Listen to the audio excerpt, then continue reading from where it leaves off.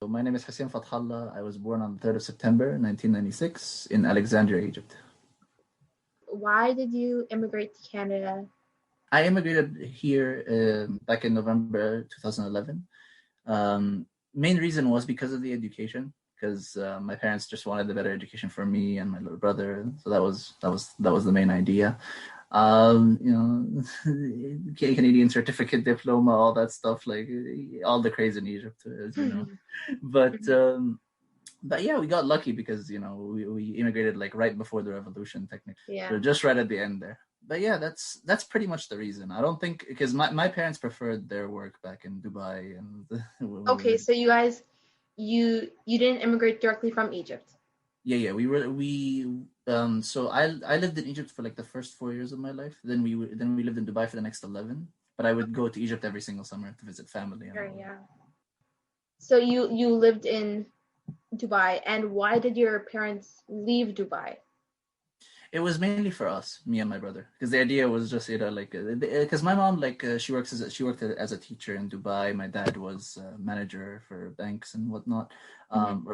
And here they were happy with their jobs, but ultimately it was just to get better education for me and my brother, because my brother, you see, my brother also has he has autism, so there's also like a lot more support here compared to Dubai and even Egypt. Okay, yeah. And why Canada? Why Canada? I don't know how to put this. I suppose like Canada as well. No, like it's high ranked in quality of life. It's high ranked in education. And if you tell anyone, like I mean, there is a stereotype back in Egypt. Like you tell someone like if you this guy has like a diploma from Canada, that seems like so appealing, quote unquote, to family and whatnot, right? Like, oh, this guy came from the University of Toronto. This guy came from the University of York. So yeah. Parents like that was no. Ultimately, that's what it is. So okay, yeah. Why Toronto specifically? I don't think there was a specific reason. I think I mean it's the main hub. It's closer to UFT. That was also another thing. North Toronto, stuff like that. I did go to North Toronto for high school, but I mean. While I would prefer to be in Montreal because of the food, I think my parents just prefer not to like have to speak French and whatnot because it's difficult for us. Our French is like c'est comme ça, I'm trying. Yeah. And what was it like settling into a new city? I don't think it was. It was okay. I would say it was okay. Honestly, the main thing that we had to get used to was the new wardrobe change because of the weather. That was like the main thing because we went from Dubai 45 degrees to here negative 12. Like it's a drastic change. In terms of the city itself, I mean, yeah, it was fine. I mean, I used the subway and buses more than I did back in Dubai for sure. But that's about it. Getting accustomed to it was fine because I would go to several different middle schools and high schools back when I was a kid. So getting used to different environments is not a problem for me. Did you have any struggles or challenges that you faced settling into a new city? I mean, definitely the struggle of making new friends and getting to know more people. That's definitely one thing. But I think the main one is definitely shoveling snow. That's that one is the worst one for me. Was the language like a big hurdle to cross? No, not for me. At least I didn't feel that way because I studied in an international school from childhood, so I was taught English and Arabic. I don't know if you could tell, like I don't have an Egyptian accent. I don't think like most of my friends from Egypt, they tell me you don't have an accent, so I didn't feel the challenge per se in that area. Do you maintain any connections with Egypt? So do you have family there? Do you send money home? Oh yeah, for sure. So I have my grandmother, my aunts from my mom and dad's side, the cousins, and some friends. In terms of maintaining contact, WhatsApp, Facebook, all that stuff, you know how it is. But WhatsApp, yeah, Viber, all of that stuff, yeah. But anywho, in terms of sending money back, yeah, of course. I mean, whenever it is needed, sadaqah and all that stuff as well. Like it just happens, no matter what. And were there any institutions or associations that helped you guys settle in? I would say like I can't say that there was one specifically. We basically just spoke to the school board and we asked for support from my brother, like depending on which school we were going to. So I guess all I can say is that the schools themselves were understanding, and they gave us like the right programs for my brother and for myself. Mm-hmm. Well, I mean, for myself, there wasn't really any accommodations to make, but yeah. But yeah, so that was mainly it. I would say another organization. I actually volunteered in the YMCA a lot for the volunteering requirement back in high school. 40 hours, yeah. The 40 hours community service. So I guess that one would be definitely one. It actually helped. It definitely helped. I remember my mom wanted to take like some small French courses there because we had like, as immigrants, we got like access to like some free programs there. Mm-hmm. So I would say that was the main one. And did you have any family or friends here before you guys settled? Unfortunately, no.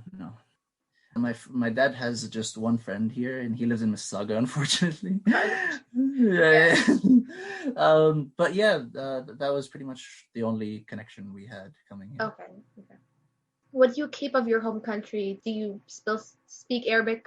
Any special customs, foods, or mannerisms? For sure, yeah. So I don't know about mannerisms per se. I mean, it doesn't feel like mannerisms to me, I suppose, because it's just so ingrained. But yes, we definitely still speak Arabic. We definitely still watch Rotana Cinema. We watch all that stuff. You know what I mean? Hagat Ramadan, yeah. Yeah, Hagat Ramadan, 100%. Yeah, yeah. Ramadan never changes. It's way more difficult in Canada because we got those 2 extra hours. But we still speak Arabic at home. I don't know. It doesn't feel like inside the house. It doesn't feel much different aside from like when I was living in Dubai and in Egypt. Like the etiquette is still the same. Mm-hmm.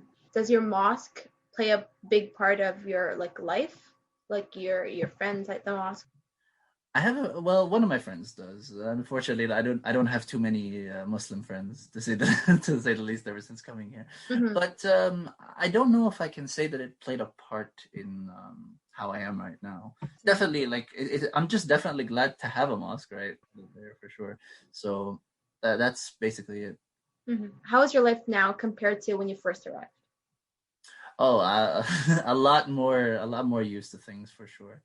When I came here, there was definitely like a lot of, oh wow, it looks sunny outside. Let me just let me just go out with my with no, short sleeves and whatnot and just get shocked by the weather. Literally today. Yeah, literally. So, yeah, I'd say I'm definitely more used to it. I know the subway better than my mom. You know, like it's small stuff, but but I take pride in that for sure.